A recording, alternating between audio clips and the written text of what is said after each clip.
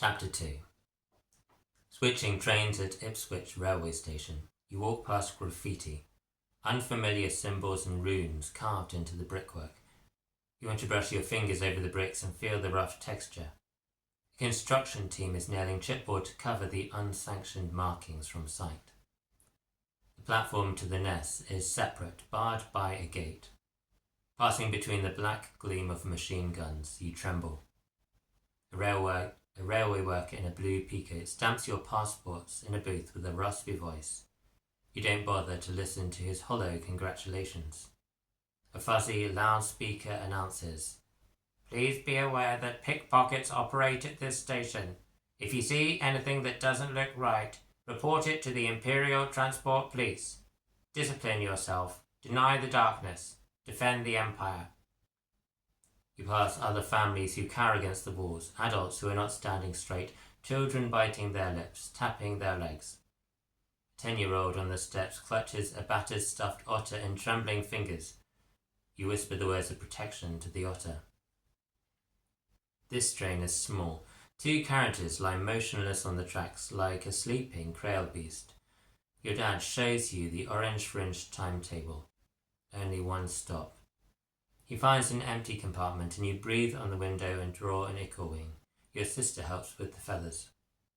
"Don't touch that," says Susie as the train chugs into motion. "Now, do you remember those mental tools about calming down?" "Yeah," you say, starting to suck at the pencil you tucked behind your ear. "I can tell you're choosing not to use them. They're officially approved by the Office of the Health Authority. Self-discipline, Empire approved. Don't embarrass us now." "That's enough," says your dad. "We're all nervous. Perhaps we shouldn't be too disturbed by that. Maybe it's all right to be nervous. Tell me, Rosie, what are you most worried about?" "Does it hurt?" you ask, and notice the train has started moving. "The procedure." "You bet," says your sister. "That's why boys can't do it till they're 13, because they're all big crybabies. And why didn't you do it at 11, Rose? That's the best time to start a new school." "Yeah, boys are big crybabies," you say, and your sister cackles and raises her hands for your secret handshake, which you join, finishing with the rose nose rub.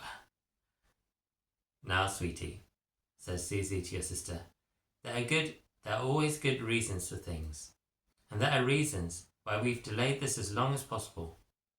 But sometimes we don't need to know the answers. Sometimes we have to trust there are others who know better than us, who know what's good for us." "So does it hurt?" your sister asks. "No more than any other injection," says Susie. "I remember making this journey myself all those years ago. Of course, I was not chosen and returned on the 4 o'clock train, but it's a little scratch, that's all. Wouldn't you say so, John? Do you remember making this journey as a child?"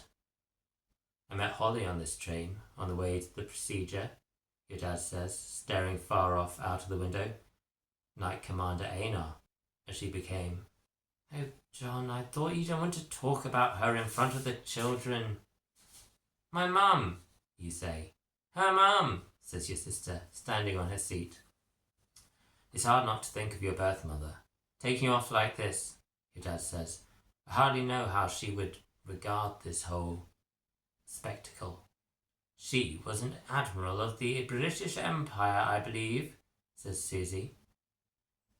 "Yes, a fearsome warrior, one of the strongest, a wielder of dark energy, a harnesser of the shadows," your dad says.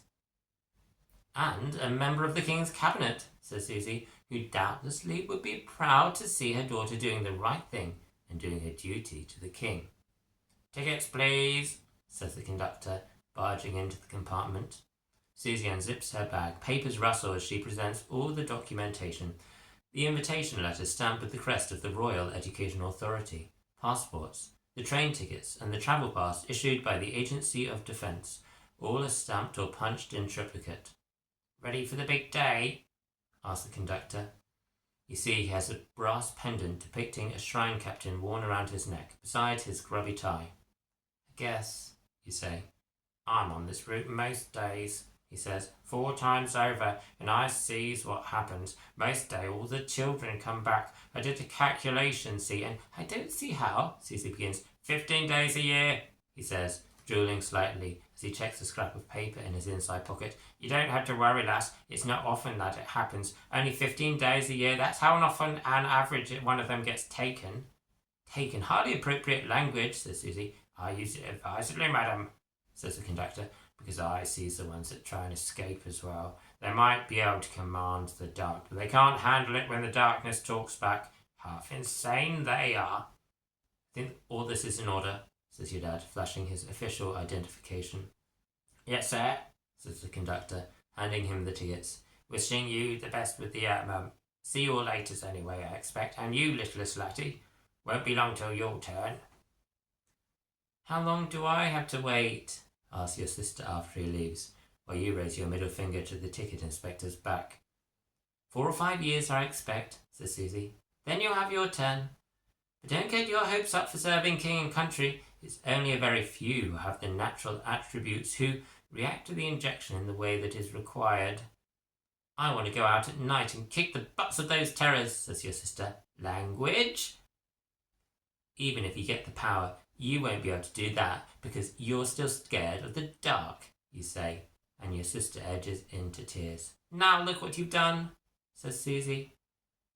We'd all do well to be scared of the dark, says your dad, and your sister grows quiet.